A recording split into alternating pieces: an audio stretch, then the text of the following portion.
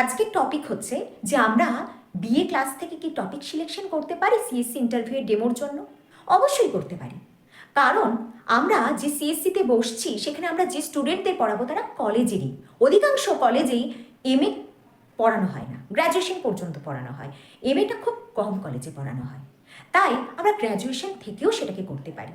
আর আমরা এই গ্র্যাজুয়েশনে তারা দেখে নেবেন আমরা কতটা নিখুঁতভাবে পড়েছি।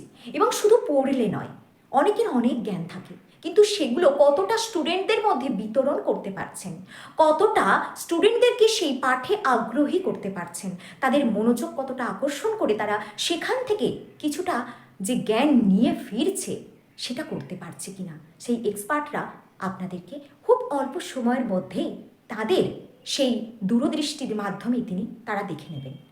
তাই অতি অবশ্যই বিএ ক্লাস থেকে বা গ্র্যাজুয়েশন লেভেল থেকে সিএসসি ইন্টারভিউয়ের জন্য ডেমো টপিক সিলেকশন করা যেতেই পারে।